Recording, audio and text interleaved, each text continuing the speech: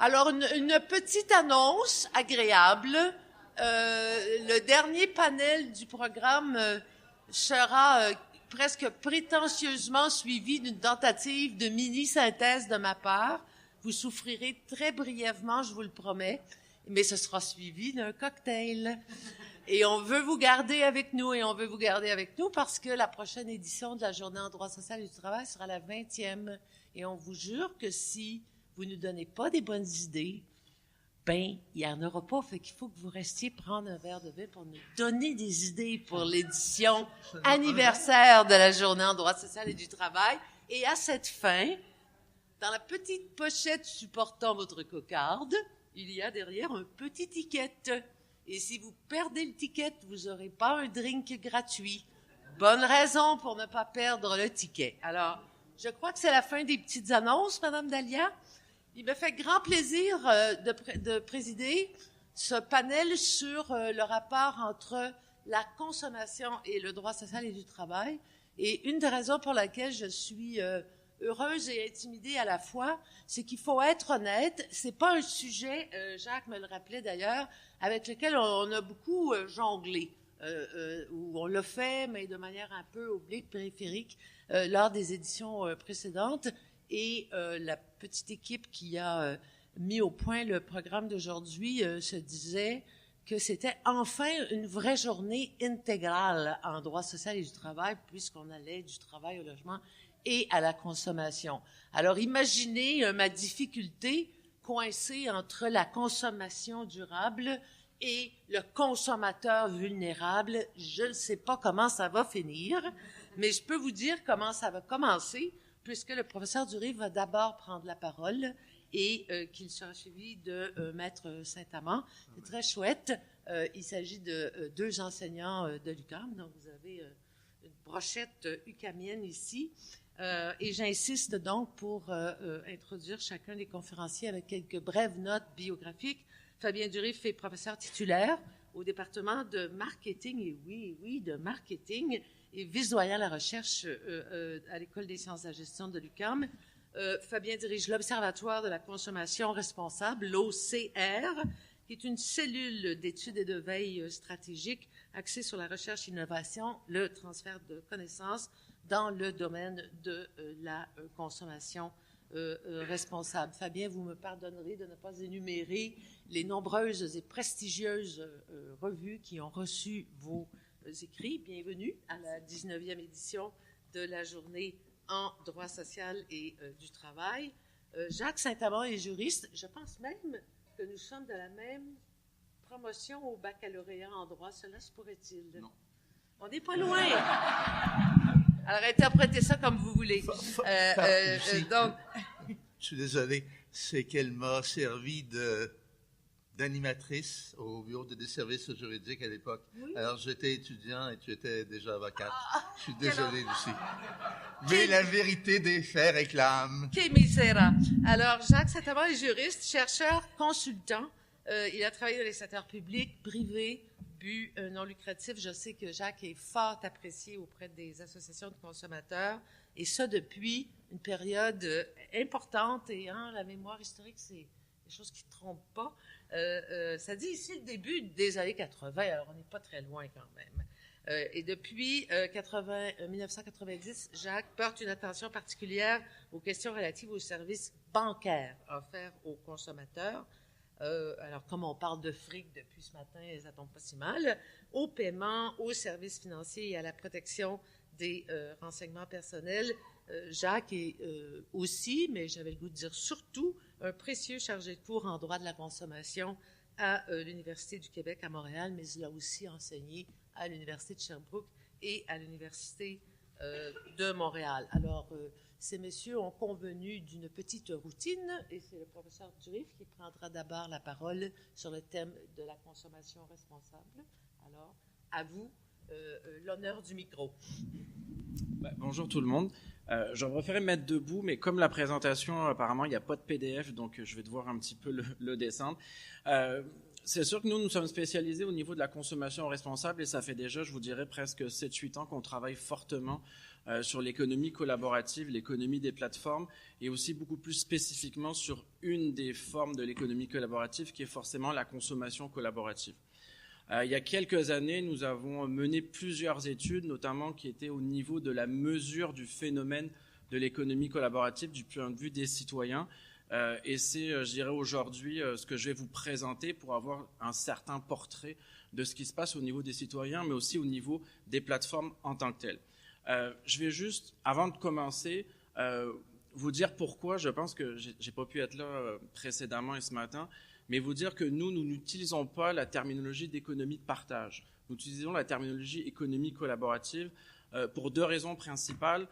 Tout simplement parce que la terminologie économie collaborative représente beaucoup plus la relation de pair à pair qu'il y a entre consommateurs et ne vient pas finalement amener la réflexion qu'il y a derrière le modèle d'affaires au niveau des plateformes. Donc ça permet d'éviter ce type de problématique-là. Et ensuite parce que beaucoup d'experts remettent finalement en question l'utilisation de la terminologie d'économie de partage depuis l'évolution du marché, essentiellement depuis 2009-2010, avec l'apparition de certains modèles d'affaires qui seraient moins axés sur le partage. Or, lorsqu'on utilise la terminologie économie collaborative, on ne regarde pas pourquoi et quelle est la motivation finalement de l'utilisateur de ces types de plateformes-là. Donc c'est pour ça qu'on utilise, nous, la terminologie économie collaborative et c'est ce qu'on essaye d'évaluer. Deuxièmement, je pense que vous avez certainement dû en discuter ce matin, la question de la définition de l'économie collaborative. La quasi-totalité des rapports, qu'on se place du côté français, du côté britannique ou du côté américain, arrivent à peu près à la même conclusion. Il n'y a pas une définition de l'économie collaborative. Il y a plusieurs façons de l'entrevoir. Et la manière dont les périmètres sont mouvants et tous les conflits qui peuvent y avoir, sur notamment les modèles d'affaires qui rentrent, ça complexifie, ça rend extrêmement difficile de dire ce qu'est l'économie collaborative. La problématique, c'est que si on veut essayer d'évaluer une certaine partie du phénomène, il faut bien avoir une certaine définition. C'est ce qu'on va vous présenter, notamment nous, parce qu'on a voulu évaluer l'économie de plateforme au Québec, donc il a fallu quand même prendre une décision sur ce que pouvait être l'économie collaborative et quel était le cas d'analyse dans lequel on allait concrètement l'analyser. Lorsqu'on a commencé vraiment à essayer d'évaluer le phénomène, on était en 2016, on a d'abord fait un portrait des initiatives collaboratives au Québec. Donc, on a dressé un portrait des initiatives, un peu plus de 180. C'est une carte qui existe encore, c'est une carte interactive qu'on a publiée dans le magazine Protégez-vous. Et on a travaillé avec l'organisme WeShare. On est en train de la mettre à jour à l'heure actuelle, donc ça devrait être fini à la fin du printemps. Donc, on était en 2016 un peu plus de 180 initiatives au niveau de l'économie collaborative au Québec. C'est à partir de ce travail-là qu'on a ensuite travaillé du côté des utilisateurs de ces plateformes-là. Donc, la définition qu'on avait utilisée au niveau de l'économie collaborative, vous l'avez ici, c'est une définition assez large. Donc, un ensemble d'échanges parfois informels, privilégiant la mutualisation temporaire de ressources. Donc, on parle de biens, de temps, d'argent, de connaissances, de propriété, mais aussi de la redistribution définitive de biens physiques sans aucune compensation, avec compensation financière ou par une autre type de compensation. Donc, on regarde vraiment un spectre d'activités qui est assez large et on essaye finalement d'avoir un spectre qui est beaucoup plus important que ce qui était prédéfini auparavant. Un cadre d'analyse, donc on a utilisé finalement un cadre d'analyse au niveau des pratiques de l'économie collaborative. Donc, on a analysé 8 pratiques en fonction du type de contrepartie. Donc, comme je vous mentionnais, il peut y avoir une compensation, comme il ne peut ne pas y avoir de compensation ou d'autres types de compensation monétaire au niveau de ces pratiques-là. Et ensuite, il peut y avoir dans certains cas un transfert de propriété, comme il ne peut ne pas y avoir de transfert de propriété. Donc, lorsqu'on a analysé, nous, et mesuré le phénomène d'économie collaborative, on a regardé en fonction de 8 pratiques et selon ce cas d'analyse, le prêt, l'échange, le troc, le don, l'accès payant, la location, l'achat-vente d'occasion et l'accès gratuit. Et c'est à partir de ça qu'on a évalué le phénomène au niveau des utilisateurs ici au Québec et le type de plateforme qui existe au Québec qui propose ce type de service à nos citoyens. Lorsqu'on a regardé à l'automne 2016 avec l'organisme WeShare sur toutes les initiatives qui existaient au Québec, quelles étaient les plateformes aussi bien locales qu'étrangères qui proposaient finalement des activités, des services à nos citoyens, on arrivait à un peu plus de 69 plateformes qui proposaient ce type d'activité-là. Donc, on était octobre 2016. On ne prenait en compte que les plateformes qui servaient les citoyens. Donc, on ne regardait pas les plateformes citoyens à titre consommateur. Donc, on ne regardait pas les plateformes pour les professionnels, on ne regardait pas non plus les espaces de coworking et on ne regardait pas non plus les Fab Labs. Donc, on se concentrait vraiment dans une volonté de consommation collaborative pour les citoyens. Donc, si on élargit finalement à ces autres spectres, on arrive à un peu plus de plateformes que ça. Mais nous, on avait vraiment cette idée-là au niveau de l'évaluation du phénomène. Sans surprise, vous avez 3 secteurs d'activité qui ressortent un peu plus fortement à l'époque. C'était les secteurs de partage de biens, les secteurs de la finance et vous avez ensuite tout ce qui était les secteurs de partage d'espace. Les plateformes, c'est sûr qu'il y a une certaine domination, bien entendu, des plateformes étrangères, on le sait bien, sur la plupart des secteurs d'activité. Si on regarde les plateformes locales, nous, on a mené aussi bien des entrevues en profondeur de ces plateformes-là que des enquêtes, donc un sondage auprès des plateformes. On arrive vraiment, parce qu'on étudiait finalement leur chiffre d'affaires, le nombre d'utilisateurs, etc. On arrivait que sur les plateformes locales, elles étaient essentiellement à Montréal, c'était des PME, voire je dirais des micro-PME, avec des chiffres d'affaires peu élevés, un nombre d'utilisateurs extrêmement faible au niveau des utilisateurs actifs, et surtout un turnover assez important de ces plateformes locales. Ce qui a amené que finalement, c'était une domination extrêmement forte des plateformes étrangères et au niveau des plateformes locales, une très grande difficulté pour celles-ci d'arriver à s'imposer au niveau des utilisateurs. Quand même, 2/3 des plateformes permettaient aux utilisateurs de générer un certain type de revenu, généralement un revenu qui était assez faible. Donc, s'il y a des questions après sur les plateformes, c'était pas nous, je dirais, nous, on est beaucoup spécialisés du côté du citoyen, donc on a beaucoup plus axé sur finalement la mesure d'intensité des pratiques du côté des citoyens.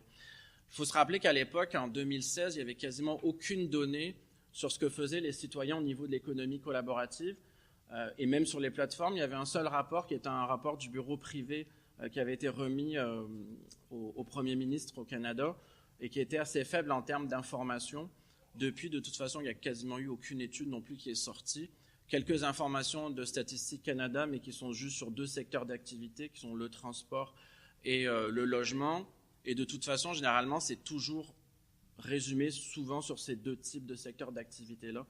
Donc, c'est assez faible en général ce qu'on a comme information sur ce type de secteur-là. Donc, nous, on est parti sur une étude assez large, c'est-à-dire vraiment de faire le portrait des pratiques et l'intensité aussi des utilisateurs au niveau du Québec. Donc, sur des échantillons comme on peut utiliser au niveau des études de consommateurs. Donc, sur des panels de plus de 40 000 consommateurs représentatifs, on interroge un peu plus de 1000 consommateurs, on redresse ces échantillons, ce qui nous permet d'avoir des champs représentatifs. Et on est allé sur plusieurs types de mesures, déjà qui ont testé à comprendre déjà la facilité de compréhension des citoyens québécois face à l'économie collaborative. Donc, vous le voyez, au niveau de la notoriété, ce qu'on se rend compte, c'est que les terminologies étaient généralement assez connues et comprises de par les consommateurs. Par contre, lorsqu'on essayait de regarder la notoriété spontanée des plateformes, on voit que très peu de citoyens étaient capables de citer spontanément des plateformes. Et les plateformes qui ressortent, forcément, sont les plateformes qui sont les plus citées dans les médias. Et surtout, à cette époque-là, on était vraiment dans les premiers projets de loi ici au Québec avec Airbnb et puis Uber, et des plateformes qui sont axées sur la redistribution telles que Kijiji. Donc, c'était vraiment les seules plateformes qui ressortaient au niveau des consommateurs. Dans l'enquête, on évaluait 47 plateformes au niveau d'utilisation et de la fréquence. Ce qu'on se rendait compte, et ce qui était assez impressionnant, c'est que la plupart des citoyens avaient visité les plateformes. Donc, c'est des plateformes qui sont visitées. Par contre, la visite ne veut pas forcément dire qu'il y a une utilisation active des plateformes. Donc, il y a déjà une très grosse différence entre la visite et la fréquentation. Et puis, vous le voyez, il y a très peu de plateformes qui sont utilisées de manière fréquente par les citoyens. Et ces plateformes-là sont les plateformes les plus connues. Et on va le voir dans les résultats, ce sont surtout des plateformes de redistribution telles que Kijiji. Donc, sur certains types d'échanges de consommateurs à consommateurs. Ce qu'on a réalisé, je ne vous l'expliquerai pas en détail, mais on a travaillé sur un indice d'intensité des pratiques. Donc, pour essayer de voir quelles étaient les pratiques les plus fortes au niveau des citoyens. Donc, à partir des 8 pratiques que je vous ai mentionnées, on évaluait finalement la fréquence d'utilisation Est-ce qu'elle était forte, faible? Est-ce qu'elle était par semaine, par mois, plusieurs fois par mois, plusieurs fois par année, etc. Grosso modo, ce qu'on arrive, c'est qu'on est pour l'instant quand même dans un phénomène qui est assez en émergence. Donc, on n'est pas à une utilisation, et ça n'a pas fortement évolué parce qu'on a retravaillé depuis. On était là à l'automne 2016, donc c'était il y a un peu plus qu'il y a un an. On est ici au Québec dans des pratiques qui sont axées sur la redistribution. Donc, pour l'instant, les citoyens vont sur des plateformes de redistribution et beaucoup moins sur des plateformes de mutualisation. Donc, on reste encore beaucoup sur de la mutualisation, donc sur des plateformes où il y a du transfert de propriété. Donc, on est beaucoup moins axé que ce qu'on peut voir en Europe, où des plateformes de mutualisation ont beaucoup plus de succès que ce qu'il y a ici. Et aussi parce que l'offre est beaucoup moins importante en termes de mutualisation que ce qu'on peut voir dans d'autres types de pays. Et la pratique la plus élevée, ça reste des pratiques d'achat et de vente d'occasion de consommateur à consommateur. Vous le voyez ici. Et sur toutes les pratiques qu'on pouvait voir, il y a un acteur qui domine, ça reste Kijiji. Donc, on est finalement dans une plateforme de redistribution sur lesquelles les consommateurs vont pouvoir faire finalement les différents types de pratiques de consommateur à consommateur. Donc, on a comme vraiment un acteur qui domine le marché, même si cet acteur-là ne se considère pas forcément comme une plateforme collaborative. C'est une plateforme qui se considère beaucoup plus sur le marché de l'économie de seconde main, mais l'économie de seconde main de consommateur à consommateur est une plateforme collaborative. Ce sont des échanges de pair à pair avec un intermédiaire qui est une plateforme telle que Kijiji. Forcément, la catégorie de biens la plus utilisée, la plus populaire, c'est des biens de consommation. Vous le voyez. Ensuite, on voit le transport et le logement. Donc, ce sont les secteurs d'activité les plus visités par les citoyens.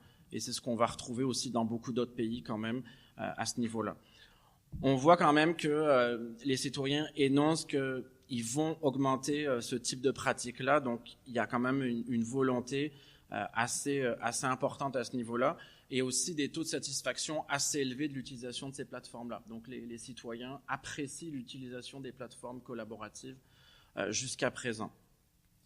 Les motivations, pas surprenant de voir que la motivation financière est la motivation principale pour la plupart des citoyens.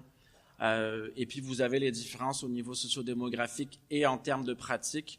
La motivation environnementale n'est pas très loin quand même, mais on trouve quand même beaucoup moins tout ce qui est la motivation hédonique et sociale. Donc, il faudrait regarder plus en profondeur ce qu'on peut voir au niveau des autres types de motivation, mais ça rejoint la plupart des études académiques qui sont au niveau de l'économie collaborative. Donc, on s'éloigne quand même des pionniers de l'économie collaborative où il y avait vraiment une dimension sociale et environnementale. On est dans une dimension purement économique à ce niveau-là. Au niveau des freins, puis certainement qu'on va en parler tout à l'heure, mais ça reste quand même le manque de confiance et le manque de connaissances qui sont les freins majeurs. Et le manque de confiance vont revenir des questions qui sont liées à la protection du consommateur et à la question de l'assurance au niveau des consommateurs.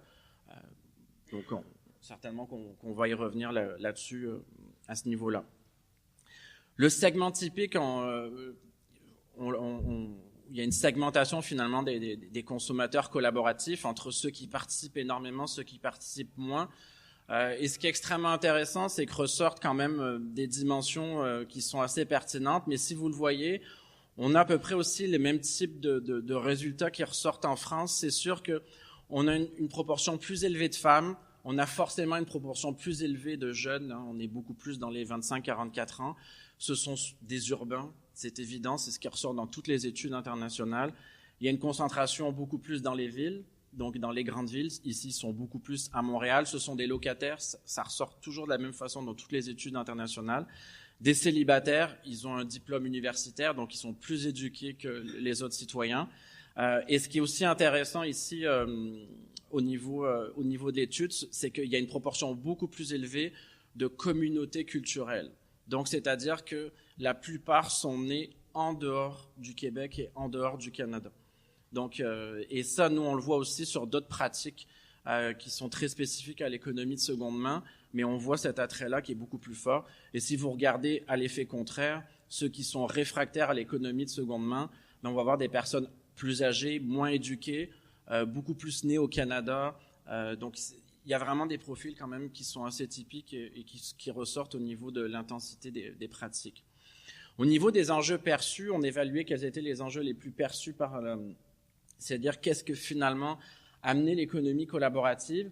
Et là, c'est assez intéressant de voir quand même que l'utilisation des plateformes collaboratives, la plupart des citoyens y voient des enjeux environnementaux. Donc, ils perçoivent quand même que l'économie collaborative finalement permet cette diminution, au niveau du gaspillage et permet finalement d'allonger la durée de vie, la durée d'utilisation de la plupart des objets. Donc ça, c'est quand même assez intéressant qu'il y ait cette perception-là. Et on voit quand même qu'il y a un enjeu législatif qui est quand même assez intéressant et qui est perçu par les citoyens. Par contre, si l'on se penche, et j'imagine que vous en avez pas mal parlé aujourd'hui, au niveau de la dimension éthique et au niveau de la dimension réglementaire, c'est que la plupart des citoyens ne perçoivent pas de problème moral ou de problème éthique à l'utilisation des plateformes collaboratives, tout simplement parce que pour eux, ces plateformes-là elles n'ont pas de problématique finalement. Pour eux, elles sont soit légales ou elles sont dans une zone qui est grise. Donc, ils ne voient pas de problématique majeure là-dessus, vous le voyez. Pour eux, on est à peu près à un peu moins de 30%. C'est assez réduit là-dessus. Donc, et vous le voyez ici, est-ce que le gouvernement du Québec devrait encadrer les plateformes collaboratives? C'est assez mitigé, mais quand même, il y a une volonté d'encadrement. Donc, il faut encadrer, et ensuite, de quelle façon il faut encadrer? Vous le voyez, là-dessus, c'est pas vraiment... il n'y a pas d'action qui ressort de manière très spécifique, mais on voit que quand même, il y a certains éléments qui sont un peu plus mis en avant, comme des projets de loi spécifiques sur les plateformes collaboratives, l'obligation de payer des taxes à la consommation ou l'adéquation des réglementations existantes.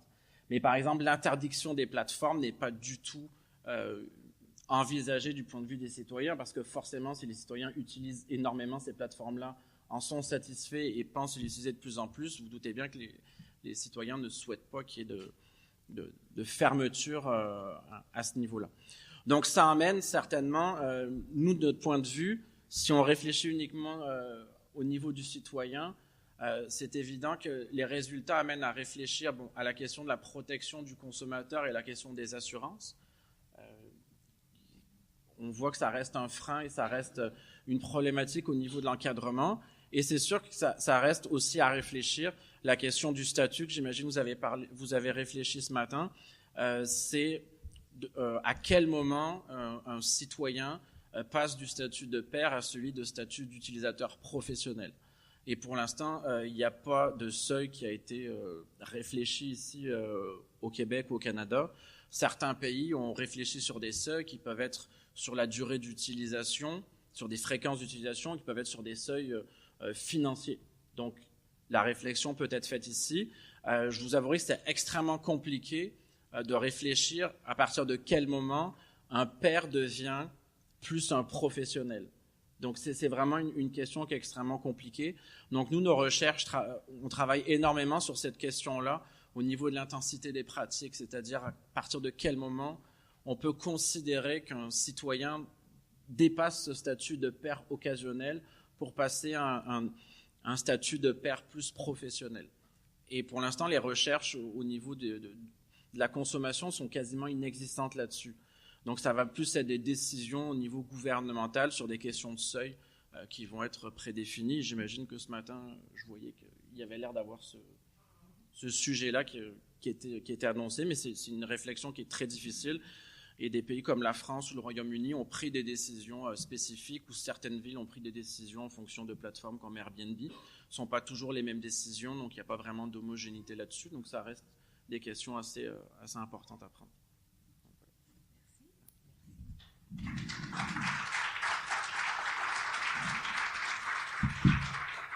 Merci beaucoup pour la diligence dans la gestion du temps. Alors, le point de vue consommateur vulnérable, inquiet, a besoin du micro de l'ordi. Alors, je pense qu'il faut que vous fassiez comme ça. Voilà. Ou autrement, mais c'est ça l'objectif. Bonne nouvelle, messieurs, dames. C'est la dernière présentation de la journée. Mon défi, c'est de maintenir votre attention. Mon avantage, c'est que tout a presque déjà été dit. Presque. Je ne promets pas d'être fidèle au temps, Lucie. Alors, on y est? Il faut avancer. La flèche. Excellent. Bon. Donc, le droit de la consommation de plateforme vers l'inconnu. Pourquoi Harry Potter? C'est que dans la version anglaise, il part de la plateforme 9 3/4 pour se rendre à Hogwarts. Alors, il y a quand même l'ombre d'un lien quelque part. C'est bien parti. Si ça continue sur ce ton, ça devrait être intéressant. Ce que je vous propose, qui est moins rigolo, c'est en termes de plan très sommaire, une description un peu de ce qui se passe, mais ça, le professeur Durif en a déjà donné un bon aperçu. Un petit détour par quelques concepts économiques, ça va être le passage plus périlleux. Une question toute simple, ça change quoi? Tout et rien. Et un petit défi, que fait-on avec le droit de la consommation? Vous allez voir, là, ça se complique. Une note à l'égard de la perspective, je vais parler essentiellement du droit de la consommation québécois. Il a ses particularités. Je dirais qu'il est pittoresque. Hélas. Et je n'aborderai pas non plus des questions particulières comme celles qui sont liées aux contrats conclus à distance, aux contrats conclus sur Internet. Il y a des questions très, très techniques. De ce côté-là, je vais m'en tenir à des questions plus générales, plus stratosphériques, si l'on veut. Alors, un petit aperçu, le professeur Durif en a déjà donné un bon...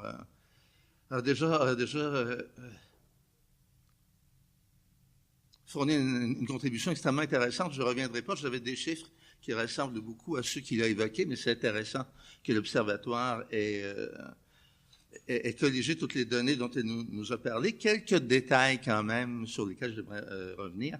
Il y a une association de consommateurs qui s'appelle Options Consommateurs qui, avant hier, a produit justement un rapport auquel je n'ai pas été associé sur l'économie collaborative et dans lequel il y a quelques données, parce qu'ils ont fait un petit sondage pan-canadien avec 1000 répondants à peu près.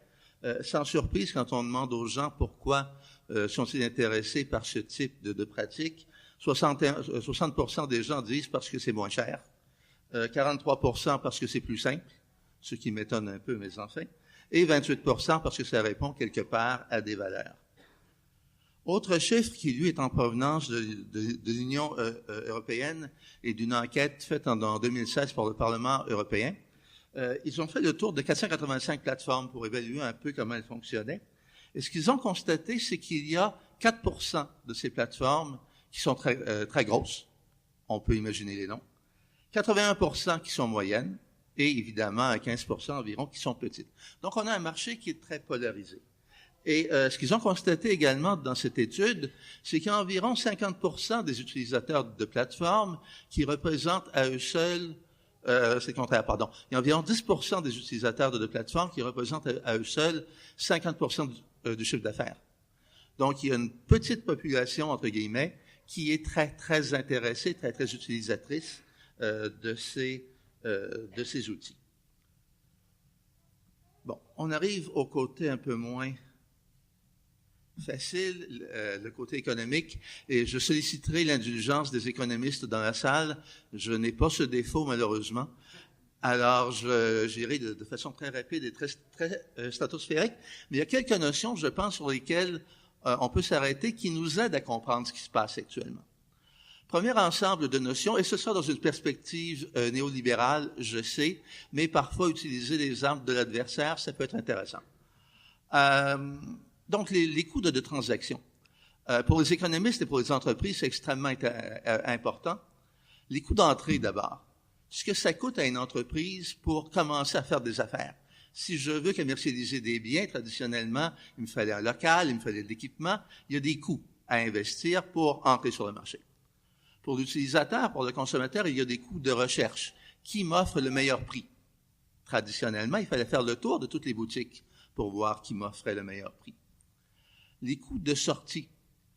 Qu'est-ce que ça me coûte pour sortir d'un marché ou d'un fournisseur? Exemple très simple, vos services bancaires. Vous décidez demain matin de changer de banquier. Ben, il faut que vous préveniez votre employeur pour qu'il verse maintenant votre salaire ailleurs. Il faut que vous préveniez votre assureur pour qu'il aille faire les retraits préautorisés mensuels dans un nouveau compte. Il y a un ensemble de coûts qui sont associés à votre décision à vous de changer de fournisseur. L'intégration verticale, au fond, c'est la préoccupation des entreprises de voir comment ils s'en sortent pour aménager les différentes étapes d'un processus de production pour que ce soit le plus rentable possible pour eux. Exemple très simple, Québécois, qui contrôle à la fois de la production de contenu et la diffusion de contenu. Pour eux, c'est intéressant de contrôler les deux étapes. Dans d'autres modèles d'affaires, ça ne l'est pas. On va voir que c'est une variable qui joue parfois. L'effet de réseau. Pensez à l'apparition du téléphone. Bell Téléphone, à l'époque, ça ne s'appelait même pas Bell Canada, qui offre un nouveau service, vous êtes le premier abonné. Ça ne vous donne pas grand-chose. Il y a un deuxième abonné qui s'ajoute, ça devient intéressant. Quand on est rendu à 1000 abonnés, 2000 abonnés, je plains le concurrent qui va vouloir entrer sur le marché, parce qu'il y a déjà un concurrent qui a une masse critique, qui fait en sorte que personne n'est intéressé à aller voir quelqu'un d'autre. Tout le monde est déjà sur le premier réseau. Alors, l'effet de réseau peut avoir un rôle important sur l'évolution des marchés. Ce qu'on appelle juridiquement la réglementation économique, c'est ce type de réglementation qui est apparu au 19e siècle principalement et qui visait, à l'égard de certains services, à s'assurer qu'on ait un service universellement accessible à un prix abordable, mais qui soit quand même viable économiquement pour les producteurs. On a eu pendant très longtemps, par exemple, la réglementation des tarifs téléphoniques. On a encore la réglementation des tarifs d'électricité. On a encore, en principe, la réglementation des tarifs de taxi. Vous me voyez venir. Et il y a bien sûr la notion d'externalité économique. Toutes ces situations où un acteur économique prend des décisions qui sont avantageuses pour eux, mais les coûts, les désavantages sont reportés à l'extérieur de leur bilan sur d'autres personnes, par exemple en matière de logement. On a parlé tout à l'heure des conséquences de Airbnb et de ses avatars sur un certain nombre de marchés. Ce sont des exemples assez remarquables d'externalité économique. Et autre notion économique également, celle des marchés bifaces, ce que les économistes anglophones appellent des two-sided markets. C'est un concept très simple quand on y pense. Pensez au petit journal métro que vous prenez à la station de métro. C'est gratuit. Mais évidemment, il y a des coûts de production. Comment l'éditeur fait-il ses frais? Il vend de la publicité. C'est l'exemple typique du marché biface, où on a un producteur, j'essaie de parler trop vite, c'est ta faute aussi. On a un producteur qui doit s'adresser à deux marchés en même temps et convaincre deux types de fournisseurs d'avoir une participation. Des gens, par exemple, qui vont acheter ou prendre le média et des gens qui vont faire de la publicité. Et bien sûr, les plateformes sont, pour à peu près toutes, des marchés bifaces. Et ça explique pourquoi ces marchés peuvent fonctionner, ces fournisseurs peuvent fonctionner avec des services, entre guillemets, gratuits pour les consommateurs utilisateurs, tout en faisant, évidemment, beaucoup d'argent, et on y reviendra. Ça étant posé, ça change quoi? En un sens, ça ne change rien. Des plateformes, ça existe depuis toujours. Le marché public à Rome, les marchés publics dans les villages au Moyen Âge, c'était des plateformes qui permettaient à des fournisseurs, à des consommateurs de se rencontrer. Les médias, je viens d'en parler, c'est depuis toujours des plateformes, avec deux publics au moins. Alors, en un sens, ça ne change rien. Mais ça change beaucoup de choses. La technologie est venue modifier la donne considérablement. La technologie fait en sorte que les coûts d'entrée dans le marché sont beaucoup plus bas. Je peux facilement annoncer mes trucs sur une plateforme déjà existante, sans avoir besoin d'une boutique, etc. Les coûts de recherche pour les consommateurs sont abaissés. Je peux trouver plein d'informations très facilement. L'intégration verticale, les avantages de situer au sein d'une même entreprise ou de distinguer différentes étapes de production changent également. Tout ça est susceptible d'amener, en principe, plus de concurrence à l'intérieur d'un marché. Par contre, notre plateforme, elle crée manifestement des effets de réseau. Une fois que Uber est dans le marché, c'est difficile pour d'autres plateformes similaires de venir s'installer. Et il y a également des coûts de sortie, on en a parlé plus tôt aujourd'hui, j'en reparlerai tantôt. Quand votre réputation est établie sur une plateforme, ça n'est pas très tentant de les quitter pour aller s'établir ailleurs. Alors, on se retrouve dans une situation où on a à la fois des facteurs qui favorisent la concurrence au sein d'une plateforme. On parlait plutôt aujourd'hui de la concurrence entre les conducteurs Uber, par exemple, mais qui est tout à fait monopolistique en termes de tendance entre plateformes. Sur un marché, il va y avoir tendance à y avoir très, très peu de plateformes. D'où cette allusion à M. Tolkien et à un réseau voué à les gouverner tous, à les trouver, à les amener tous et à les lier. J'étais, quand j'ai préparé cette présentation, un peu dans le thème de la magie. Vous allez en avoir un autre aperçu. Qu'est-ce que ça change que ces plateformes? Ça change aussi la rhétorique. On en a vu un superbe exemple avec Uber. Uber, c'est quoi? C'est une bonne vieille plateforme, comme un répartiteur de taxi, mais avec une technologie un petit peu différente. Mais Uber nous a dit, nous sommes totalement différents. Et donc, Uber a dit, je n'ai pas besoin de me soumettre au régime de réglementation économique qui existe en matière de taxi. Le régime qui assure un coût prévisible, qui assure un coût abordable, qui assure un rendement viable aux gens dans l'industrie. Je suis différent, je n'ai pas besoin de me soumettre à ce régime. Avec respect, c'est une opération magique que je trouve extraordinaire et Voldemort aurait été particulièrement fier de ces gens-là, j'en suis convaincu. Mais si les plateformes se développent, et bien sûr il y en a qui se développent, c'est qu'il y a des modèles d'affaires qui échouent. Il y a des façons traditionnelles de présenter ou d'offrir des biens et des services qui ne fonctionnent plus, qui sont en voie d'être remplacés. Dans certains cas, remplacés en apparence, cependant. Je vous donne l'exemple des mécanismes d'assurance pair à pair. Ce qui se développe actuellement dans certains marchés, ce sont des regroupements de personnes qui s'assurent entre elles. Parenthèse et entre nous, je ne vous le conseille pas. Mais ça, c'est mon avis personnel. A priori, c'est de l'économie collaborative. Risquée, mais collaborative. Jusqu'à ce qu'on se rende compte que dans bien des cas, ce sont des assureurs traditionnels ou des cabinets de décourtage traditionnels qui financent ces activités, qui s'assurent de ramasser une bonne partie des profits, mais qui laissent tous les risques auprès des collaborateurs. Alors, derrière les plateformes qui paraissent parfois tout à fait novatrices, il y a à l'occasion des acteurs qui ont des intérêts très particuliers et des acteurs qui sont souvent protégés par des mécanismes normatifs archaïques. Je pense par exemple aux plateformes de sociofinancement qui font concurrence au bon vieux marché des valeurs mobilières. Il y a une énorme réglementation en matière de valeurs mobilières et pour d'excellentes raisons. Je ne parle pas de son efficacité, c'est autre chose. Mais les raisons pour lesquelles cette réglementation existe, c'est pour protéger le petit investisseur. Cette réglementation, a priori, devrait empêcher les plateformes de sociofinancement de fonctionner. Ce sont, a priori, des obstacles à la concurrence, tels que ces réglementations, en tout cas, existent actuellement, et donc des obstacles qui favorisent le maintien des acteurs traditionnels. Des promesses et des externalités négatives, on en a parlé en matière de logement, on en a parlé en matière d'Uber, je n'y reviens pas. Je m'attaque, enfin, me direz-vous, au droit de la consommation de façon plus particulière.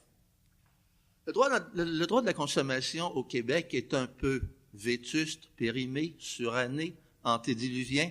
Choisissez votre adjectif. Ils sont tous également valides. Et dans la loi sur la protection du consommateur, notamment, on fait appel à une relation entre un commerçant et un consommateur. Un commerçant, on n'a pas de définition législative, on a une définition, des définitions jurisprudentielles. C'est quelqu'un qui a une activité habituelle, critère très précis, dans un but de profit. Ah, quand même, vous êtes bonne pour moi. Mais dans cette notion de commerçant en droit québécois, il y a des exceptions. Et une de celles qui nous intéresse le plus, c'est la notion d'artisan. Qu'est-ce qu'un artisan dans ce sens très particulier? C'est une personne, généralement, qui travaille seule, qui exploite sa propre entreprise avec ses propres outils, qui fournit des services. Est-ce que ça vous rappelle, par exemple, les chauffeurs de taxi et les chauffeurs Uber? Ce sont des artisans, tout probablement juridiquement. Donc, ce ne sont pas des commerçants. Cette plateforme qui, pour le consommateur, est gratuite, est-ce que c'est une relation de commerçant à consommateur? On va en reparler dans un instant. Le consommateur, lui, traditionnellement, c'était un acteur purement passif. Il payait et il recevait son bien ou son service. Ça change, bien sûr. Entre autres, parce qu'on lui demande de participer à l'évaluation des autres collaborateurs sur une plateforme, de participer à toutes sortes d'éléments. Et ce consommateur nous a dit, la Cour suprême en 2012, on présume que c'est une personne crédule et inexpérimentée. Alors, je vous annonce que dans la perspective de la Cour suprême, vous êtes toutes des personnes crédules et inexpérimentées. En tout respect pour la Cour suprême, il me semble qu'on aurait pu choisir des critères un peu différents pour signaler qu'effectivement, il y a des vulnérabilités, mais qu'on aurait pu définir d'une manière préférable. Mais bon, il faut fonctionner avec le critère qu'on a. Donc, au départ, en droit de la consommation au Québec, on fonctionne dans ce cadre qui, vous le voyez, comporte un certain nombre d'inconvénients.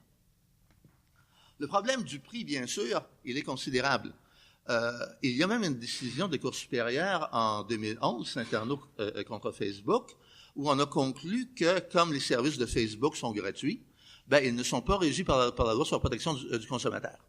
Il y a depuis certaines décisions qui vont dans un sens différent, mais il faut composer avec cette problématique que notre conception traditionnelle de la consommation, c'est je paie, je reçois un bien ou un service. Dans un marché biface, ça ne fonctionne pas comme ça. Par définition, je risque d'avoir des structures de prix différentes. Et en droit québécois, accessoirement, il me paraît tout à fait possible qu'il y ait des contrats qui soient à titre gratuit, des contrats où le consommateur n'aurait pas d'obligation, mais bien sûr, on le sait dans la réalité, très souvent sur les plateformes, le consommateur paie avec ses renseignements personnels. C'est notre identité qui devient une valeur marchande, ce qui pose accessoirement un problème purement juridique pour les juristes dans la salle, c'est que les renseignements personnels, ce sont sans doute des droits extra-patrimoniaux. Comment peuvent-ils servir à faire un paiement au plan purement juridique? Il y a là une petite question fascinante. Et il y a une citation qui date de 2010, mais qui circule abondamment sur le net depuis, qui dit que, en gros, si vous ne payez pas pour un service, c'est parce que c'est vous le produit. Et je pense que ça s'applique assez bien. Il y a, d'autre part, toute cette difficulté avec des services comme Uber, par exemple, de tarification dynamique, les prix qui peuvent varier considérablement en fonction de la demande, par exemple. Il y a dans la loi sur la protection du consommateur québécoise un article, l'article 12, qui dit que les prix de tout bien et de tout service doivent être déterminés précisément dans le contrat. A priori, personne ne se conforme. Et surtout pas Uber et les autres fournisseurs du même acabit. Autre problème qui, lui, est assez fondamental aussi, c'est celui de la structure relationnelle. Notre droit de la consommation demeure beaucoup conçu en fonction de la commercialisation de produits. Il y a un fabricant qui vend un produit à un distributeur, qui le vend à un détaillant, qui le vend à un consommateur. J'ai au fond une série de relations bilatérales. Et tout notre droit est pensé comme ça. La plateforme, par définition, est une structure trilatérale, est une structure triangulaire. Les vieux mécanismes ne fonctionnent pas très bien. Et quand on essaie d'analyser des relations comme celle d'Uber, c'est l'exemple classique, en essayant d'adapter nos notions de contrat, de transport, de solidarité, de service, de ceci, de cela, ça ne fonctionne pas très bien parce que, a priori, notre conception de relations contractuelles est bilatérale. Alors là, il y a des ajustements qui sont sans doute requis. Et ça m'amène à un autre petit problème qui est celui de la responsabilité. Quand ça ne fonctionne pas, quand le service n'est pas fourni, quand le bien est défectueux, comme consommatrice, je veux avoir un recours. Mais j'ai acheté un cossin quelconque de Madame quelque chose sur Kijiji. Madame quelque chose est-elle une commerçante? On revient à la question des seuils que le professeur Durif évoquait tantôt. Si elle vend un truc une fois par 6 mois sur Kijiji, ça n'est sans doute pas une commerçante. Et donc, moi, comme acheteur, je ne bénéficierai pas, des droits que je pourrais avoir si je faisais affaire avec un commerçant. Mais peut-être aussi que Madame quelque chose, dans le fond, on vend toutes les semaines. À partir de quand devient-elle une commerçante avec les obligations qui viennent avec? Comment, moi, puis-je savoir si je fais affaire avec un commerçant ou non? On a vu le problème des artisans. J'ai des types de fournisseurs qui, par définition, ne sont pas des commerçants au sens du droit québécois et qui, donc, ne sont pas assujettis à toutes les obligations qui viennent avec. La plateforme elle-même est-elle un commerçant? Je ne la paie pas. Retour au problème que j'évoquais tantôt. Et tout ça dans un contexte où les rôles des plateformes sont extrêmement différents, extrêmement divergents, et donc il est très compliqué d'avoir des critères, des seuils, et il est évidemment impensable d'avoir un régime qui serait universel. Peut-on envisager, et on l'a évoqué à quelques reprises plus tôt aujourd'hui, d'imputer une responsabilité à la plateforme, pour qu'elle fasse respecter un certain nombre de règles? Ça se fait actuellement à l'égard des plateformes de paiement, par exemple, aux États-Unis. La jurisprudence impose aux plateformes de paiement, Visa, Mastercard, des obligations en cas de contrefaçon de marque de commerce.